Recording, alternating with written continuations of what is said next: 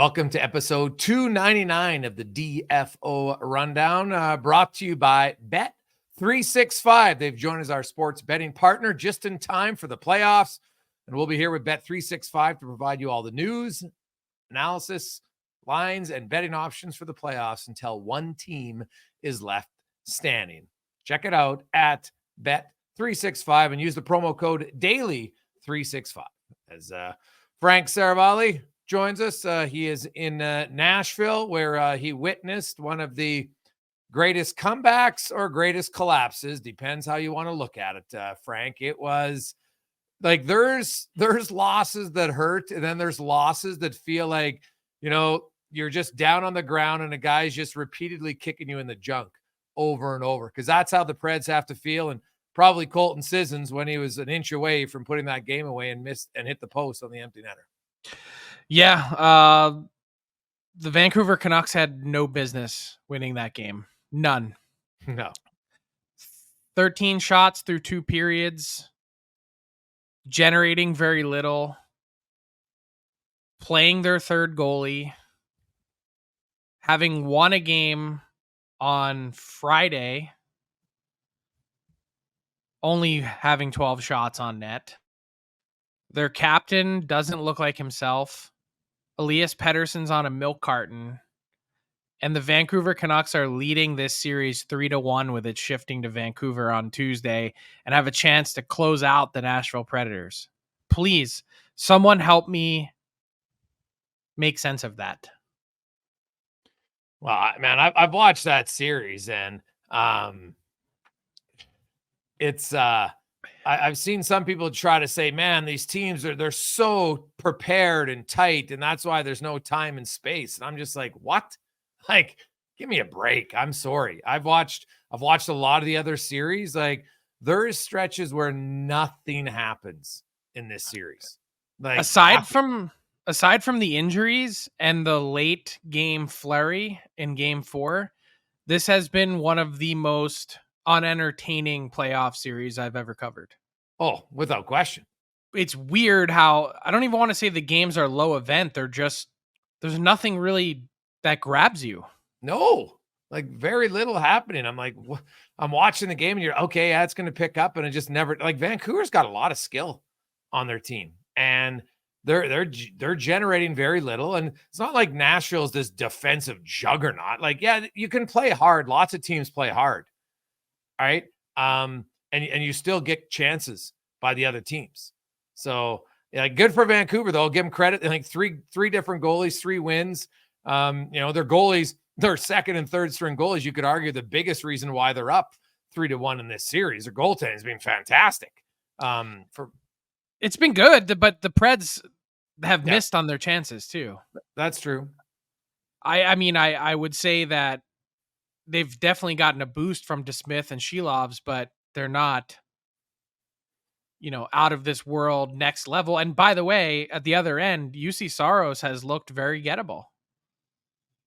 Well, Saros, Connor Hellebuyck, and we'll get to that series in a second, but hey, man, that's why, the one thing I said at the start of the playoffs is, like, people can, you need this goalie or that goalie. I'm like, if you can honestly write down right now, then which goalies you think are going to play well, because from year to year, from series to series, almost from game to game, it's hard to tell. You've seen, like, Jake Ottinger looked awful in game 1, and he's come around a little bit, but that game 1, we'll see. If when you gift a team a game, Frank, sometimes it's really hard to come back and win a series.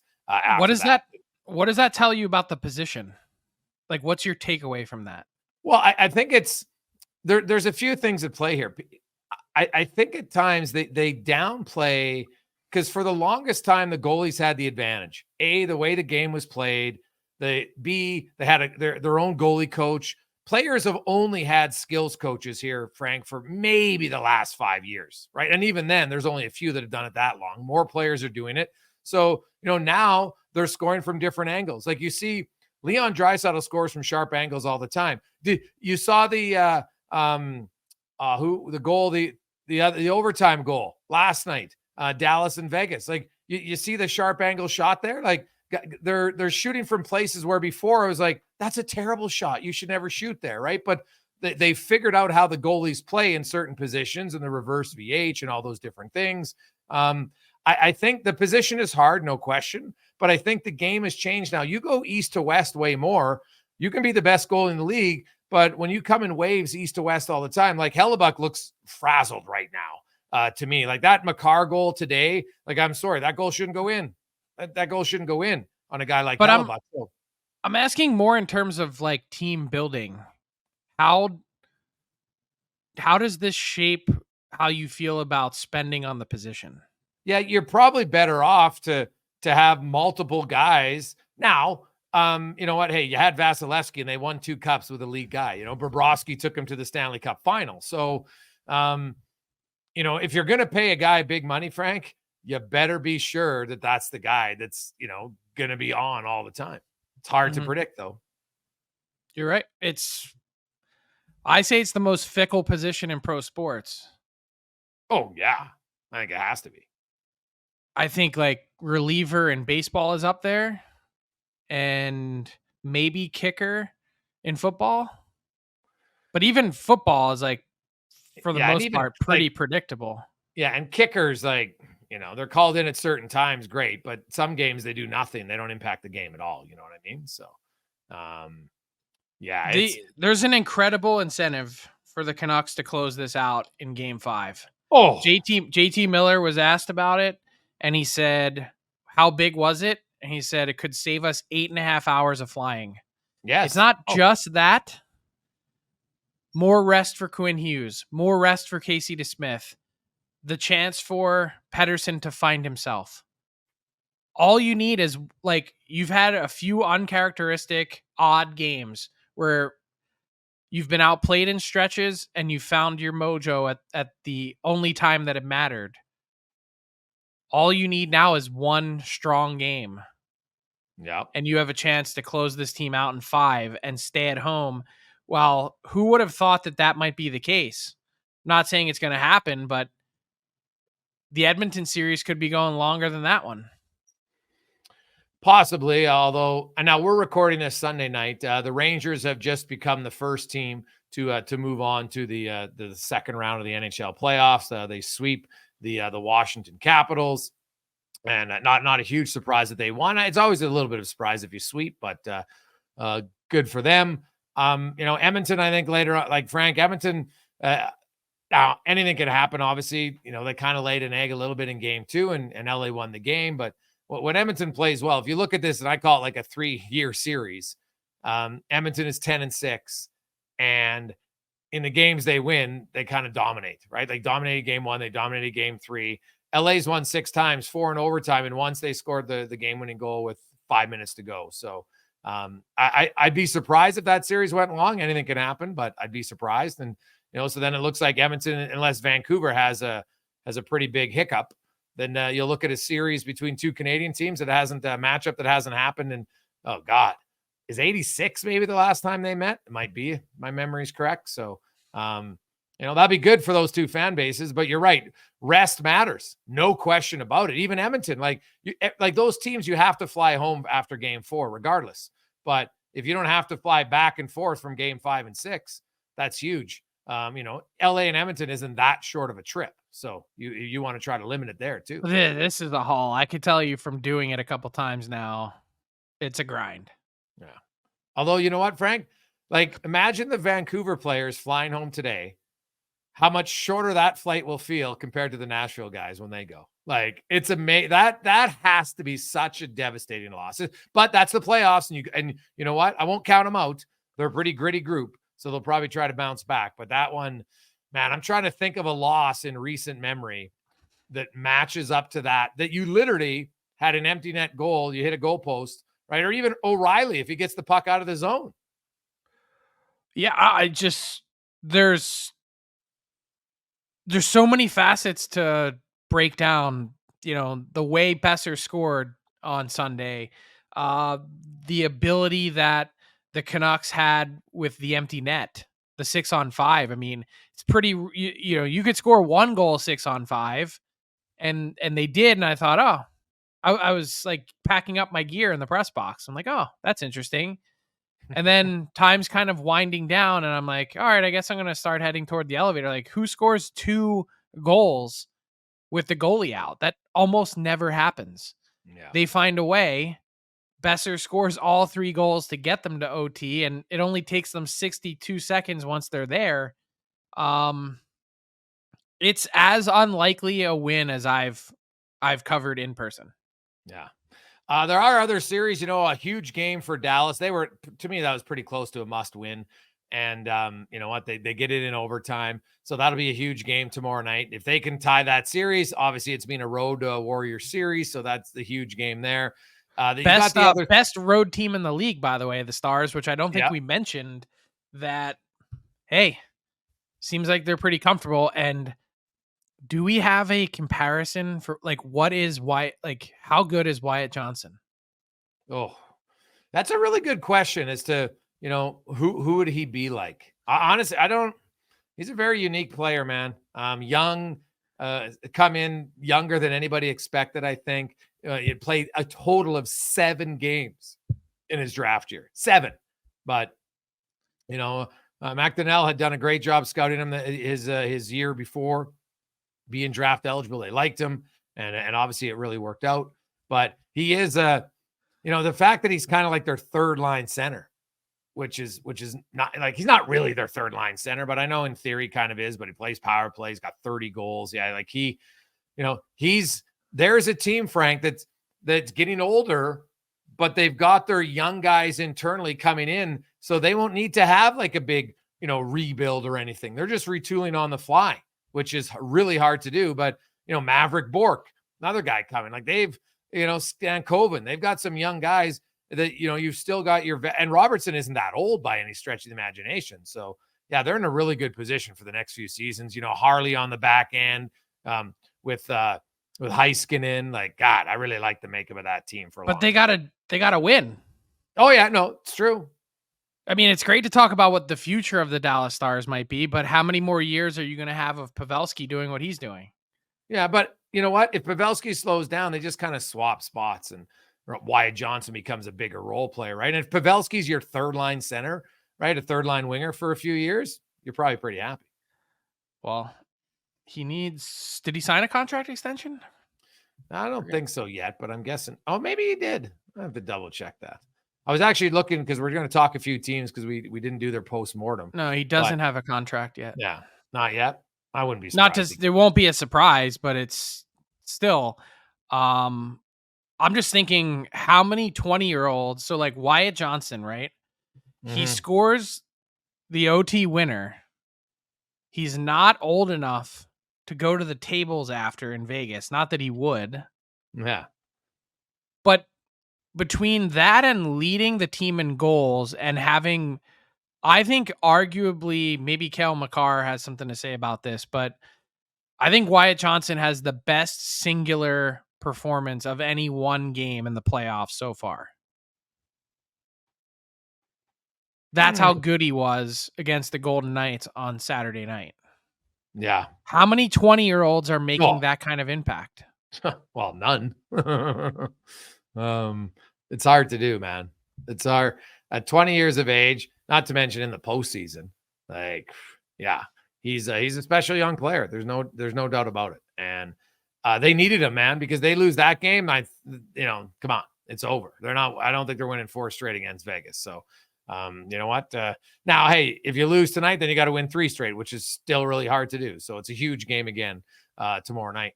Now, in the East, Florida, Tampa, Carolina, the Islanders, they stave off elimination for a night. They go back for their game 5s.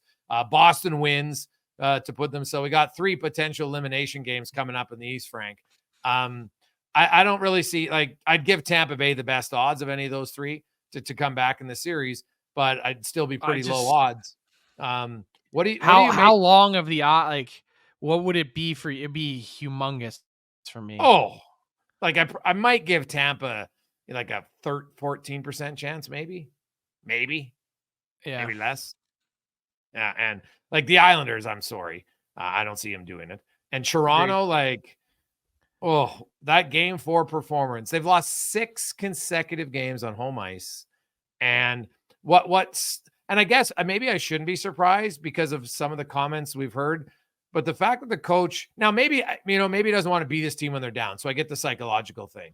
But say, oh, you can't question their effort. I'm like, what? Like that was not the game. Because there are games when you will play where you will lose, and you're like, God, I didn't mind our effort tonight. We just lost. That happens. But that was not the game that I think you could honestly say where, the effort was great. Now, I think he knew his team was down, right? Matthews has to leave. He's under the weather. They lose again at home. It's not good times in Toronto. There's no question. But I don't know. That's an odd comment to me. Didn't it feel like what we were watching in real time on Saturday night was the funeral for this Leaf core as we know it? Maybe, but my question, like everybody says, trade Mitch Marner. I'm like, okay, but he has a no movement clause.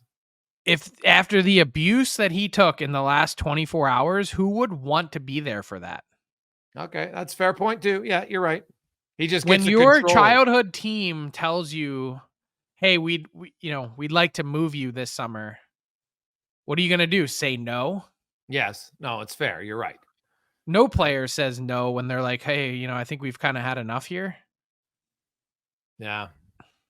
It's true. Except Matt. I don't know how you could. I don't know how you could make the argument that the point that, or I guess I should say, the point the Leafs arrived to the last few summers is okay, change, but for what purpose? Yeah. Like change for the sake of change. That's going to make our team worse. You can get in trouble by trading a 90-point player just because you want to mix it up. And I think they were probably for a while stung by the idea of the Nazem Kadri trade that was such an emotional reaction, right? The suspensions, this guy wants it so bad, it's never going to work here, got to trade him. Then he goes on and wins a cup. I think totally different now based on, the impact of Marner and Kadri. But point being, I don't know how you could possibly look at this Leaf team now and say Mitch Marner is someone that's going to help us win. Yeah. Too many times. Like, we're not 3 playoff runs into this. This is year 8. Like, this is not a small sample size. And when you have multiple people, it seems like, again, not a professional lip reader, but when you have multiple people on your bench say something to you and you take your gloves off and throw them down in disgust, almost like a baby, what other conclusion are we supposed to draw? Yeah, see, I think that people will look at Marner's stats and they'll say 49 points in 54 games. It's not awful, which is valid. However, he has 11 goals. And I'm not using, the hindsight 2020. The minute he signed his contract, I was like, smaller forwards who aren't goal scorers, why are you paying him that much money? You got to be a goal scorer at the end of the day. You got to be able to score goals. And Mitch Marner isn't a scorer, right? What's his career high? I think he's at 35. I think that's his career high. I think he's been in the 30s twice. So I'll double check that, but I'm pretty sure. So you're paying a guy almost 11 mil. And then the truth of the matter is, though, when you pay him that much money, whatever, you get to the postseason. Well, if you compare Marner's stats and compare them to McKinnon or Pasternak or Draisaitl or McDavid, or go down to Kucherov, other guys, Braden Point, big guys, and Draisaitl's making less, but still, he got a good contract at the time. Good for the Oilers to sign that deal. But the point is, compare their playoff numbers to his. It's not close. It's not close, right? And this, and I said it, and going back to the day they signed him, Frank, their whole organization was started down the wrong path when Dubas sided John Tavares. Not that he's a bad player, because it was $11 million to a player they didn't need. That's not what they needed on their team. They had the offensive guys, right? So you spent 11 mil, which then forced you now to pay all your other guys even more, right? Because if Marner was making 9.5, no one would have batted an eye like, oh, geez, that's a steal of a deal. It'd be like, okay, good deal, right? And that's what's haunted them. And it's still haunting them until Tavares' contract's done. It's not even about the money. It's not about the points, it's all eye test for me. Yeah. I do not believe, as currently constituted, Mitch Marner is capable of winning in the playoffs. He gets to the playoffs and his body language shrivels up. You could tell he's clenching. It's Stanley Cup playoffs are a sphincter tightener for him. They just are. Some guys are able to do it, some aren't. And I'm not saying he won't be able to do it forever.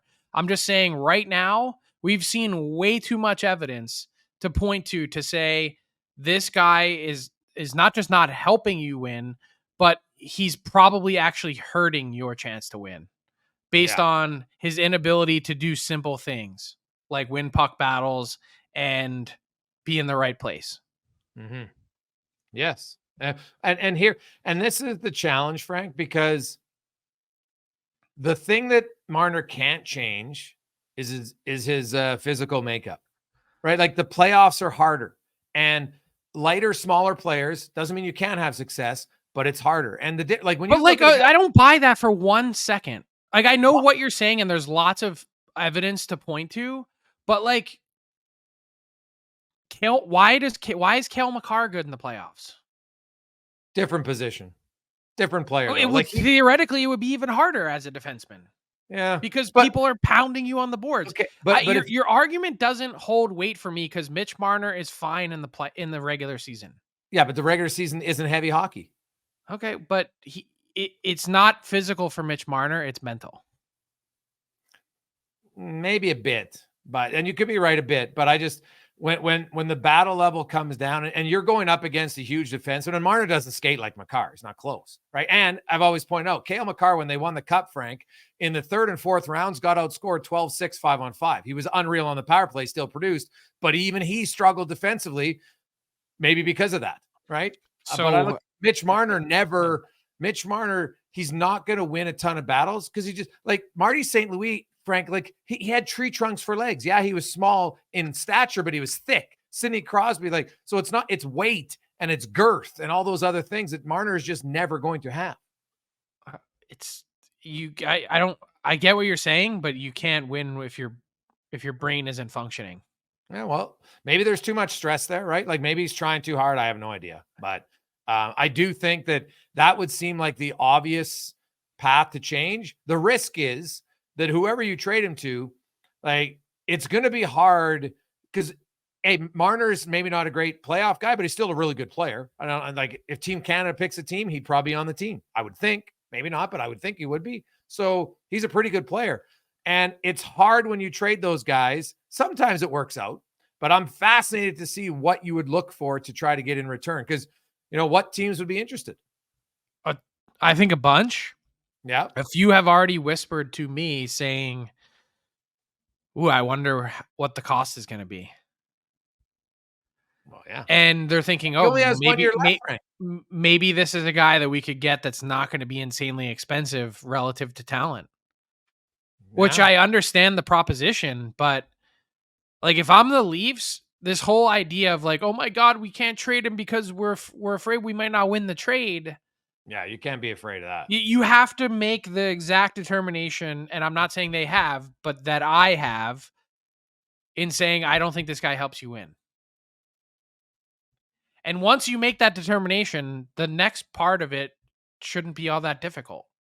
Yeah. No, you're probably right. Yeah, that makes sense. So it'll be a fascinating storyline. Instead of thinking about what you get in return and whether you win the trade or not, start thinking about not only what you could get back, but what you might be able to do with that kind of cap flexibility, coupled with the other guys that you have coming off the books. Yeah. Plus John Tavares only having 1 year left. All of a sudden, the math totally begins to change. Yeah, but you know what? If they trade him, they're going to be taking a fair amount of cap space back, right? That's just how it is in today's NHL. It's rare to trade out 11 mil and only have to take 6 back, right? Like I'd be surprised if that happened. So, but it would be a huge. Trust me, it would make the draft the last draft maybe with all the GMs in the same spot. Frank, it would make it pretty entertaining. I'll tell you that. Mitch Marner's a pretty big name if he's available. Dude, I'm already nauseous thinking about how hot it's going to be in Vegas for that draft. Yeah, I know, but it's the I'm last just one with everybody there, so. I'm just But it'll not be in the built for that. Sphere. The Sphere will be cool. The Sphere will be cool, but me making it to the Sphere might be a little bit of a challenge. Yeah, they got to have like a, in Edmonton in the winter when it's super cold, you can walk through all the walkways, so you don't even have to go outside. They got to have that in Vegas. Yeah, but there's still those dumb walkways getting from casino to casino. Like you got to cross the boulevard, you got to go over top, you got to walk up the stairs. Bro, it's 120 degrees Fahrenheit. I was there during the Cup final, and I'm not kidding. They set records 118 Fahrenheit. Like, how is that like brutal? Just I'm not kidding. I was actually nauseous until the plane took off to leave. Not good. Now, we do have a few. We'll mix it up here for a second because I want to talk about two teams because we had done some postmortems on their season as the year was over, and we didn't do these two teams yet, so I don't want to go too long without talking about them. But the Minnesota Wild and the St. Louis Blues, Frank. I want to start in Minnesota because Marc-Andre Fleury re-signed, which leads me some interesting questions as far as Gustafsson, because they got another young goalie there. What do you make it? This will be their last season coming up with all the dead cap space. And then after that, Bill Guerin can wheel and deal and have basically an extra 14, almost $15 million to play with. Kind of what do you look for next season with the Wild, especially with their breakout player, Brock Faber, and what he's going to mean to that organization moving? Oh, man. That's another big question. So I'd expect Gustafsson to be in the mix. That's one way to potentially really change. It's not in a huge way, but if you could go from 375 to an entry level contract, that could be almost a $3 million savings. So that's one way to create some space. That Faber breakout season was something to behold. To do it at age 21 against top competition and put up the points that he did from the blue line and play the minutes that he played. That's first off, that might go down as one of the best trades ever. If he is as good as he looks. Yeah. So you get Faber and a first round pick for Kevin Fiala, who you were not going to re-sign because you couldn't afford to re-sign him.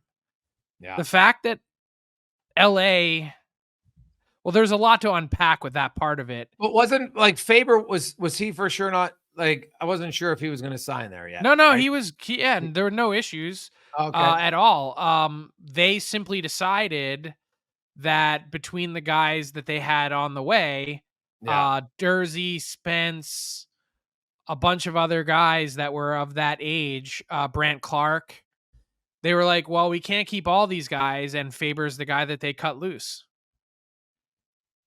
Seems to have been an error in judgment. I can't imagine picking Spence over Faber. Like, it's mind-blowing, in fact. Not to mention the first-round pick that they gave up on top of it. And not to say Fiala's been bad. He's actually been pretty good and has actually lived up to the money in LA. But that Faber is eligible to sign a contract extension this summer. What does that deal look like? I mean, my guess is right now, if you are like, isn't the easiest comparison to that would be like Quinn Hughes coming out of entry level? Yeah, probably. Yeah. So Quinn Hughes, this is just me like spitballing back of the napkin math. Quinn Hughes signed for 9.63% of the cap, and it's a 6-year deal.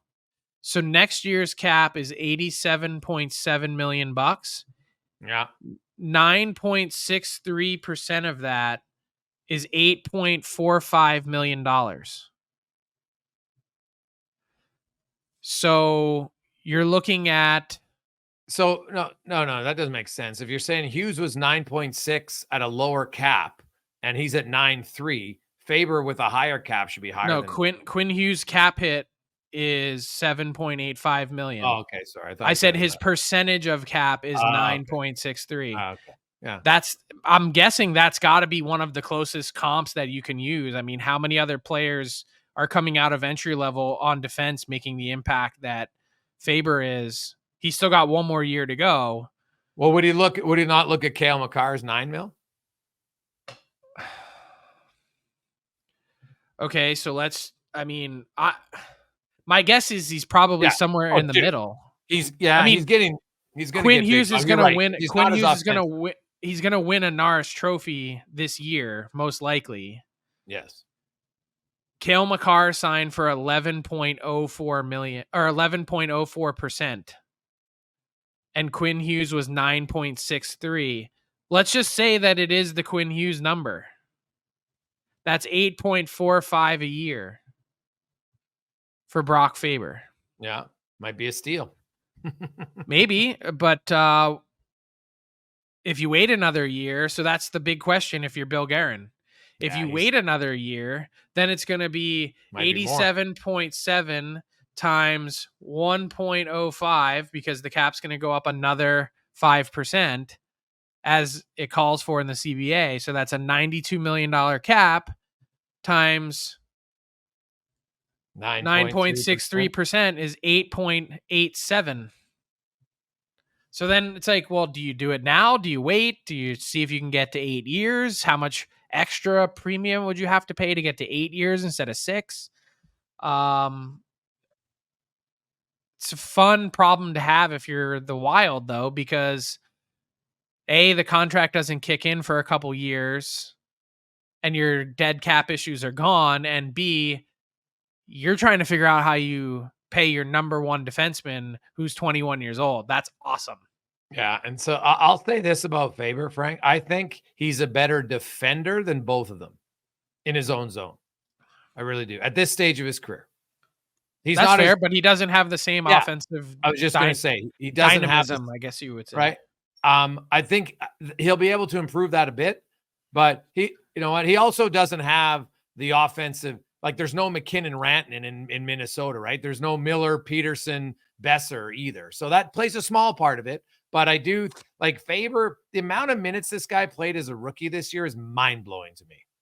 And how many minutes he played against top competition. If you go to puckiq.com, like, oh my goodness. He honestly, I know everybody's in love with Bedard, but Brock Faber, anybody thinking the Calder should be like a landslide, I don't think is paying attention to him.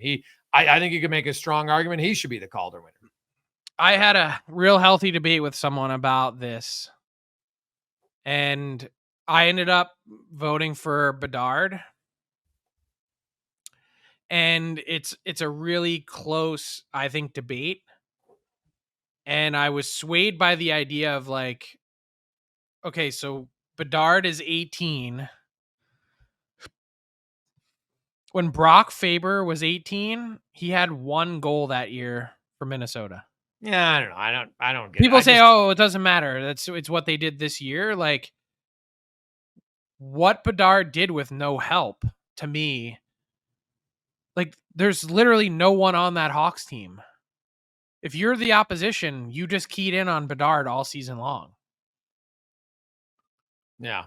Oh no, he had a good year. Don't get me wrong. Faber had an unreal year. Defending, playing that many minutes, and doing it well and not getting caved in. Like not many rookies go up against the other team's best guys shift after shift as a defenseman and come away, positive, right? Lots of guys will play those minutes on bad teams, Frank, and they get their teeth kicked in. He didn't. Yeah. Well, to put a bow on our Wild conversation, they just need to be healthy next year. By the way, did Kaprizov have the most quiet 96-point season that anyone's ever had? He had an unreal second half. But for a long time in the first half, I was like, is this guy going to get going? Like, where is the special Hart candidate that I thought this guy was? And then he ends up with 46 goals and 96 points that no one really ever even talked about. Yeah, no, he's another really special player. Like, I like him a lot. And you know what? Like, what is that? He's at 108, he's at 90, and if he doesn't miss a few games, he's got a second in 3 years, 100-point season, right? Like that's pretty impressive, right? I like that the Wild have everyone locked, for the most part, locked up. Zuccarello's extension kicks in, Foligno, Hartman, like Bogosian. They've got a lot of guys that they have cost certainty on now. Yeah, like they're only like Goligoski's really their only free agent, and he didn't play much this year, so that's Right, he barely played. that's where I look at the Wild, and I'm like, they don't have a ton of cap space because of that, because of the dead cap space. But I just look in, the Wild could the Wild compete with Nashville to make the playoffs next year? That wouldn't shock me. Why a healthy team? I think they would have. I think they would Yeah. have been in instead of Nashville. And one note on the Wild's cap situation, they have 14.7 million in the dead cap, but they also are going to have another 400 or 600,000 in bonus overages from Marco Rossi hitting some bonuses, and it's just one of those years where it really hurts. There's away, but didn't. They were in a spot where they just didn't move enough. Yeah. No, to move 600K in the final 42 days is quite a bit, actually. So, like they did get rid of Dewar, which, looks like a, really good trade for them. But they got rid of Duhaime too. Like, I Yeah. mean, there's, Well, I think they could have found a way to do it and not have a bonus overage. Yeah, probably. For sure. I think they look at it. We're 14-7 or 15-3. Does it make that much of a difference at that point?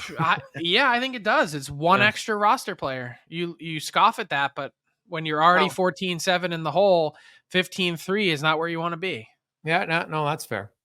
So then the other team that actually finished higher than Minnesota and just missed the playoffs, the St. Louis Blues, Frank, and it's it's an interesting. The Blues, I kind of they finished right where I thought they would. They're not bad enough to really be terrible. I didn't think they were good enough to get in. And the thing is, though, they probably got overlooked. Jordan Binnington had himself a hell of a season for St. Louis. Like Kevin Woodley was telling me some of his numbers. Like he was right near the top. He had really good numbers.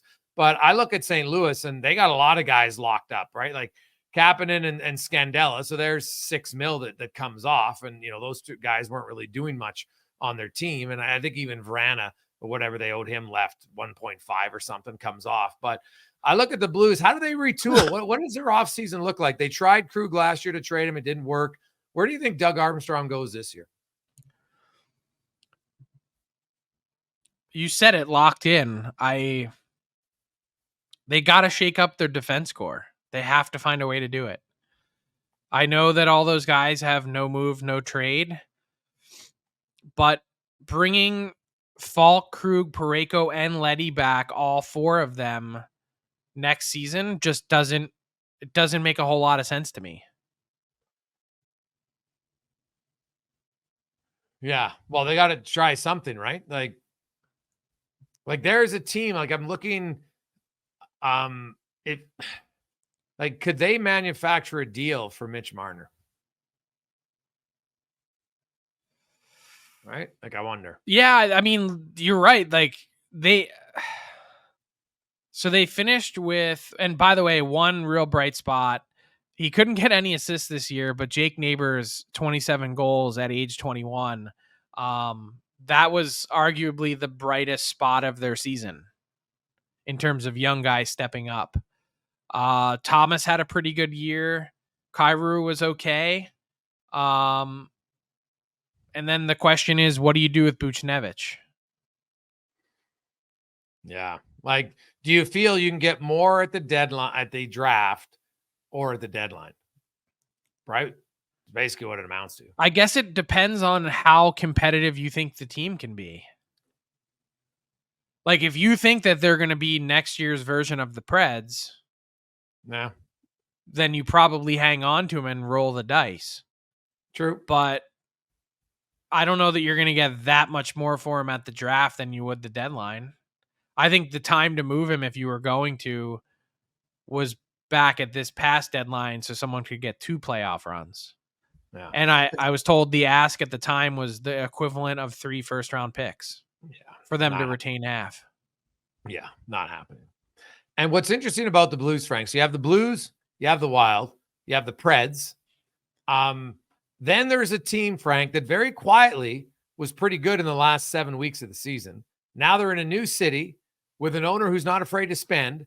They got, they're going to have, I think, a real boost from their players, as they say, feeling like they're back in the NHL. When I look at Utah, and here's the wild card about Utah, Frank, that we haven't discussed. And I wonder how it impacts the league. Because for years, Arizona was the team where you could trade LTIR players to help you, and they would just take it. They didn't have to pay him. Lots was on insurance, right? So, and it would help them get to the cap floor. They're not going to be that team anymore, right? Utah, they're not coming in saying, here, give us your LTIR money, right? I don't expect that to happen for them. And the way they finished, and I just get a sense their owner is going to be aggressive. I'm fascinated to see how they impact that division. And all of a sudden now, like, Chicago's not there yet, but you're going to have 3 or 4 teams all battling, for that. Now, Winnipeg had an unreal year, and they're getting pumped in the playoffs, but I still think Winnipeg, Colorado, and Dallas heading into the start of next season will still be the top 3 teams in that division. Doesn't mean they all finish there, but that's where it'd be. But I think Utah joins St. Louis and Minnesota and Nashville right in kind of that murky middle. I would agree, but I need to see what Utah's doing first before fair. I could say that, because I just can't see them being. They were so bad to end the season. Well, defensively, yeah. But look at their defense. Just like they were so bad in general. From January on, they sunk like a stone in the standings. Yeah. Well, it's because they couldn't defend, but their offense is actually pretty good. I think they were 6th best offense in the league for the last 35 games. Yeah, and look, they've got some really good players. Like Clayton Keller is a really, really good player. Yes. I like where they're heading. Like watching Gunther and Cooley do their thing this year, like they're going to be a good team at some point. It might not be next year. I think they're probably closer to 2 or 3 years away, but I think that they're on the right track. Yeah, like they obviously have to improve their back end. That's going to be a big challenge, but they don't have anyone under contract. Yeah, well, they will now, but you're right. They don't have a lot of guys. So, but that means they got a lot of people were shitting on me for that too. They were all over me saying I'm a Coyotes hater, and then saying I don't know anything. How'd that work out? You got to mute your notifications sometimes. Keep your sanity. I read everything. I see and read everything. Really? I enjoy it. You read every reply you get? Yes. Almost. Oh my God. No, I've been getting a lot of donut references lately. What do you know about that donut? That's the one I got today. I was like, okay. I do enjoy a good maple glaze every once in a while. Maple glaze, eh? What of it? Oh, all right. More of a chocolate. I like the Boston cream. Big fan of the Boston creams. Love them. But, got to have a good donut for sure.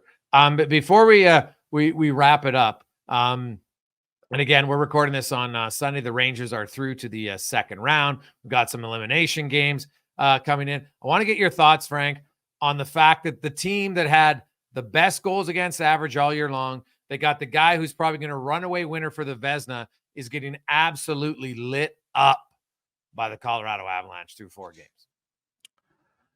Definitely surprised. I thought heading into this series, and we talked about it a lot, that the Jets would be able to exploit Colorado and the chances that they take. Clearly, Colorado has buttoned some of that up.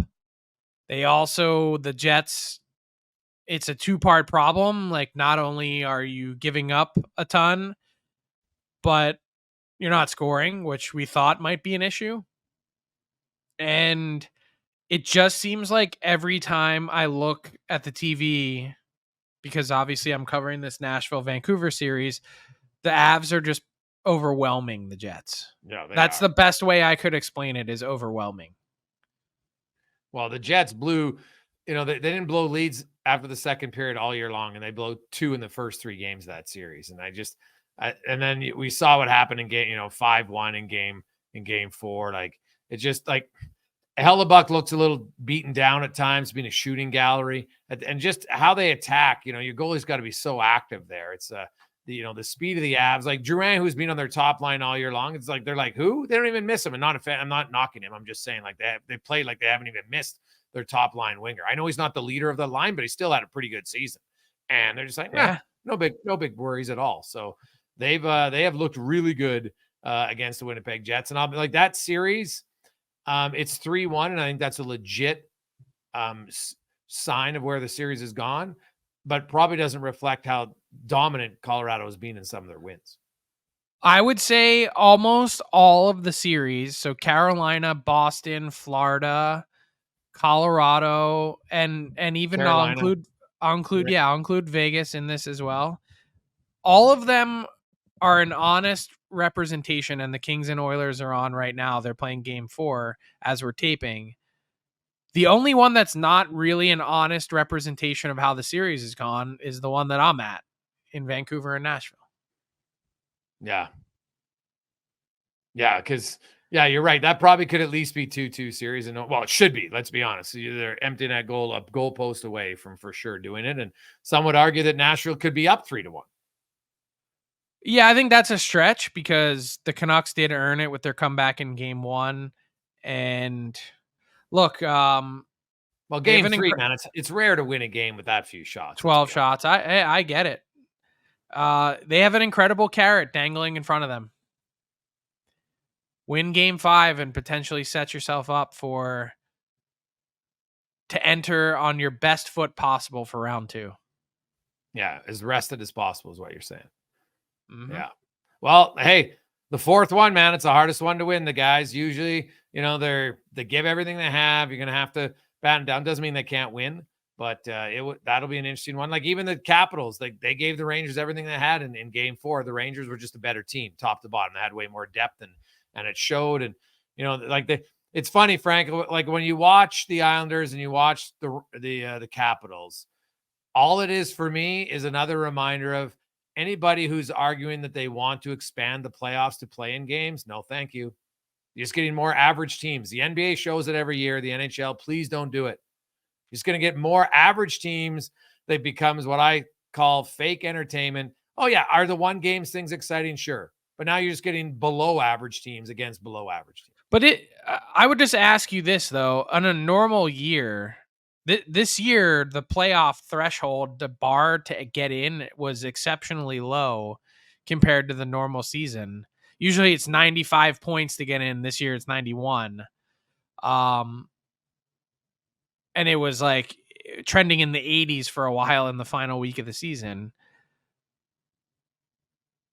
Last year's 8 seed in the East was the Florida Panthers. Clearly a good team. Are you not just looking at a 1-year aberration? For the most part, the 8 seed is not dog shit. And it's funny because it's the Caps that we're having this conversation about, but ask the Caps when they lost to the Montreal Canadiens the year they won the President's Trophy. Like, stuff happens in hockey.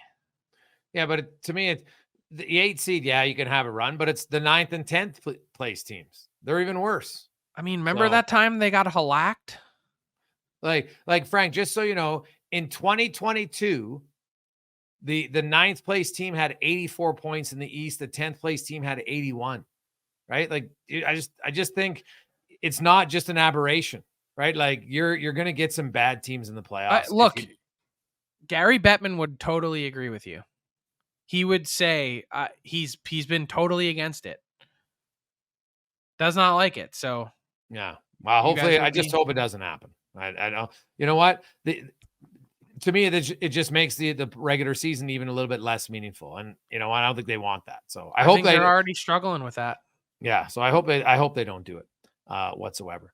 Frank, enjoy the long flight from Nashville to Vancouver. Hopefully, there's no delays, and hopefully for your sake, I know except Preds fans, obviously they want a game 6, but I know all those traveling, and the Canuck fans definitely don't. But the 4th win is very hard to do. So we'll see. The Kings in the first period, man, they're hitting everything that moves. They're trying to run Edmonton out of the building, and we'll see. There's no score yet early on, but I'm curious about that series. What'd you make of the decision to go to switch the goaltenders for LA? I like the goaltender switch for the Leafs going from Samsonov to Wall, but I didn't watch the first few games and say Cam Talbot was the reason the Kings didn't win. Yeah.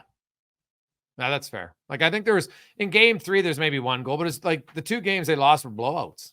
Like, I don't really. It's because the Kings were outclassed, not because Talbot stunk.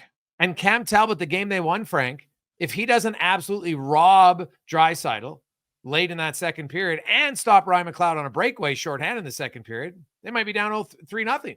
So, yeah, I get why maybe they're doing it is because Talbot's a jolt hasn't played that much, but we'll see if it works out. But I'm not sure it's going to make much of a difference, is what I'm saying. Like, LA's got to play way better defensively. Like, they've allowed Edmonton in 2 of those 3 games. And even in the game they won, Edmonton had more scoring chances.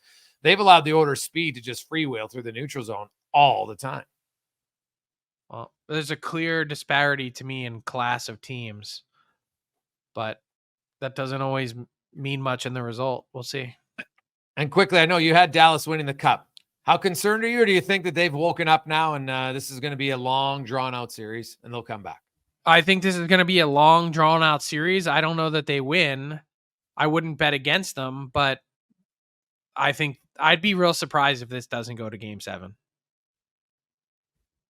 Really? Well, I hope so, man. I love Game 7s in any sport. It's we may not get very many in the first round, the way this is shaping up. So that might be our only hope. Yeah.